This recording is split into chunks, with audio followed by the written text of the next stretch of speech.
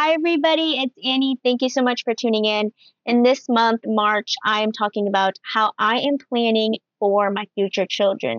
This video is about my healing journey, my experience with therapy, how I faced my inner wounds and childhood trauma, and how I have become a more evolved and grown version of myself. To start, here's the makeup product. Today, I'm going to be using the Merit Tinted Mineral Sunscreen. This is the shade 20, and it is in light medium. I love the idea of having a tinted sunscreen so that I can use it every single day and it does two jobs.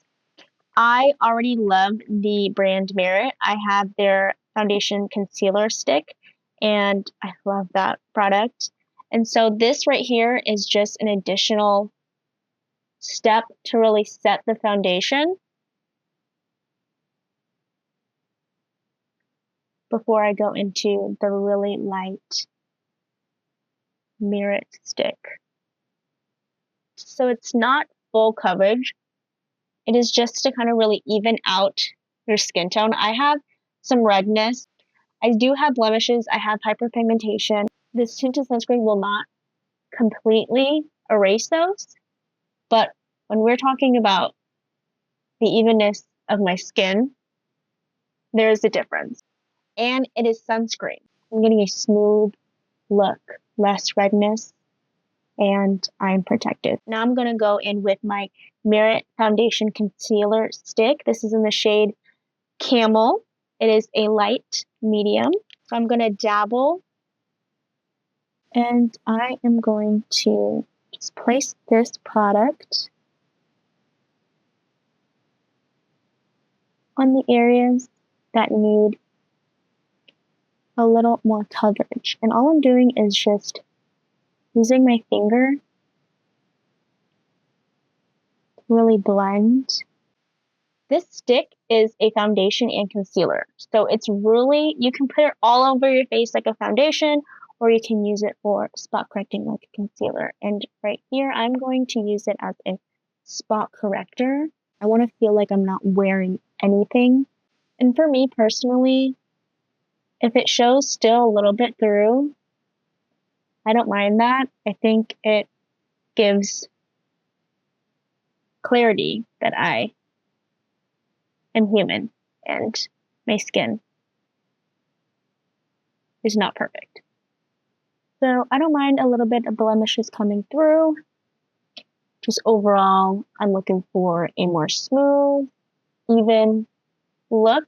So that is the look with the tinted sunscreen and the foundation concealer stick by Merit. Love it. So cute, so lightweight, and it still very much so still looks like me. Like I'm not wearing any makeup. And truthfully, I'm just wearing sunscreen and a little bit of concealer / foundation. So really, it is a no makeup look. Let's get started with the video.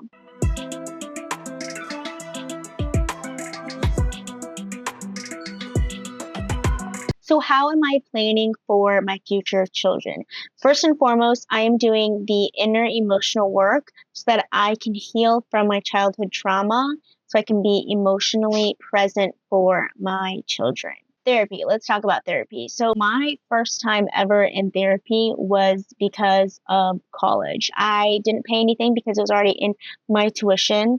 And I received financial aid and grants from being a low-income student. Thank God to government programs that made college financially accessible for me as a student. After that, in work, I had health insurance, and so I was able to afford a therapist then. I saw one therapist, and then I changed insurances, and I went with my husband's insurance. He has better health insurance, and I saw a different therapist. And so as a first-generation American, I did not have the resources or the financial support to see a therapist until I had connections through either institutions. And the first institution was college, and then through work health insurance. That's why education and playing the game, as in going and getting corporate jobs so you have health insurance, is very important, because there are benefits in playing the game, and there are ways that you can use to really help make you better and make you evolve.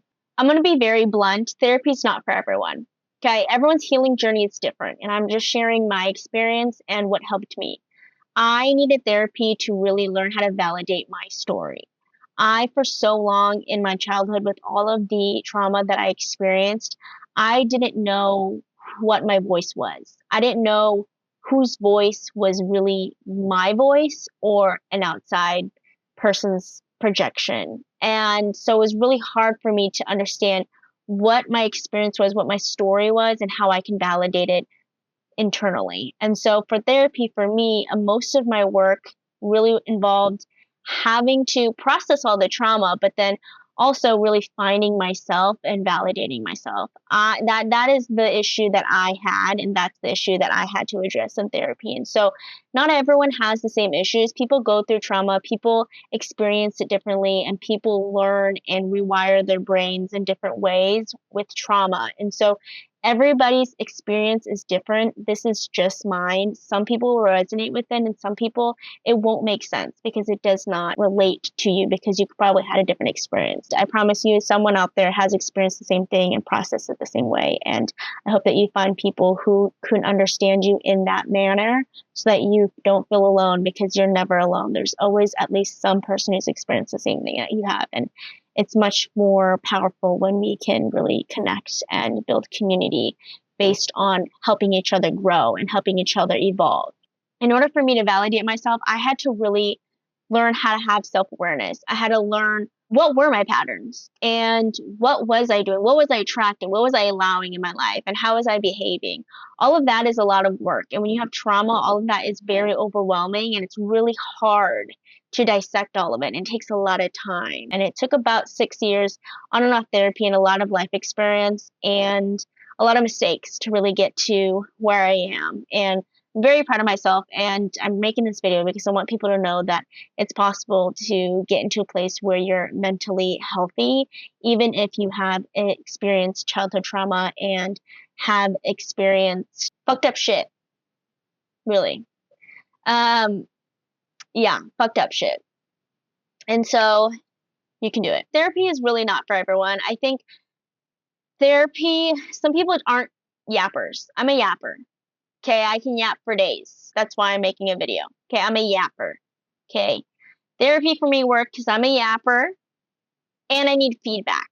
For me, I need to hear. I need to bounce back and forth with somebody about my thoughts, and sometimes I need clarity in all of the overwhelming thoughts that I have. And so having a therapist really helped me ground really what road I was on.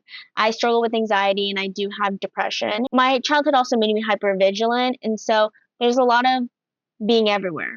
My head is either I'm outside of my head or inside my head too much. And so therapy is not good for everyone.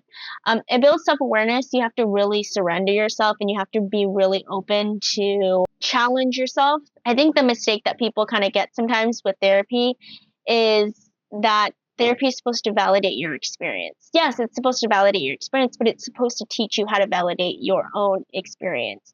And I think sometimes with therapists, finding a good therapist, that takes a really long time. I had to go through a good amount of therapists to really find somebody who I feel like I can relate to and connect with. And it helps having somebody who looks like you and can really understand you on a cultural level. I had to have my therapist be an Asian woman because there are cultural understandings and there are similar experiences that I don't have to over explain, because as the people that we are and how we look to the world and the current timeline that we're in, we can understand each other on a different level without having to explain it. And so I needed a Asian woman therapist. And so the three that I've worked with, they've all been Asian and they've all been women. For me, once I started to learn how to validate myself and understand my point of view and my story, you have to put that into practice.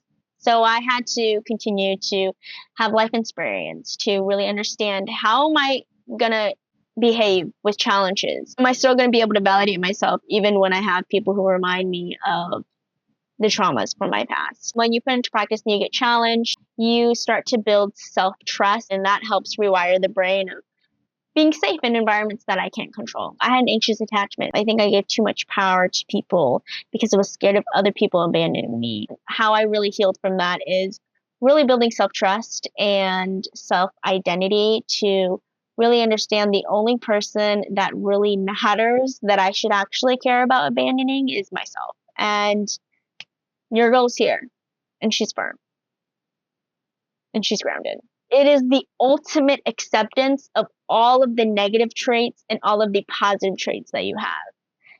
Accepting every single mistake, accepting every single impact that you had on other people's lives, and it being okay with you at the end of the day. What is the trail that you leave behind in people's life? What is the impact that you have on people in your life, good and bad? Can you accept the brutal truth of your impact? Because that is your character. That is who you are. And if you can't face that, you're never going to heal. And that's hard. That's why people don't do it, because people have done effed up shit in the past and they can't accept that they've done that. And it's really hard to heal from that. So don't do anything up. Okay? Don't do anything fucked up that you can't come back from, because that will follow you for the rest of your life. I think that's my biggest tip in healing is don't do fucked up shit. Don't. Treat people well. The reason why I have so much confidence in lightness is because I've never done anybody wrong. I've not. Beyond repair. Okay? Probably hurt people's feelings, for sure. But I've never done anybody wrong. Never thrown anybody under the bus. I've been thrown under the bus plenty of times. Plenty of times. But I've never done that to somebody. Okay? I've been meaning. I hurt people's feelings. I'm a bitch. But I've never thrown somebody under the bus. The point of humanity is that we build and rebuild, and then we destroy, and then we build, and then we destroy and rebuild. It's just the pattern of humanity. And so in order for us to really reach our full potential, we have to understand that we are capable of rebuilding everything, and everything that we need is within ourselves. And that takes a lifetime to really learn. But I am an old soul, and so when I learned it this lifetime, I was like, oh, got it. Got it. The only way to really enjoy life is to really fall in love with the process of rebuilding, building, it being destroyed, and then rebuilding. That's really the only way to fall in love with life. It's to trust yourself enough to fall in love with building and rebuilding. The fun part of it is that you get to do things and you get to decide if you like something or if you don't. That's the fun part. You can decide, did I like that? No. Then you can adjust. That's the fun part about life. Healing looks different for everyone, and everything that I share in this video is not the full extent. It's not the full story. It does not represent everybody. It just represents a few topics that come to mind when I talk about healing in my journey. Please leave anything that doesn't feel good for you, and understand that this is not everyone's experience. It's just mine. So continue to love yourself, pour into yourself, build self-trust, and please, please, please, do the inner work. Okay. This is all for obviously little Annie, but it's also for my future children. In order for me to really love them to the extent that I want to, I have to love myself so fully so that when they do get here, I can just pour so much of my love and my wisdom into my children. And so this part of my life, I'm living the fullest for myself, of course, my inner child, but so that I don't end up resenting my kids in the future. I have to really enjoy my freedom right now before they come. So this is my healing journey, and this is part one of how I'm planning for my future children. So thank you so much for tuning in, and you will see me next week. Bye!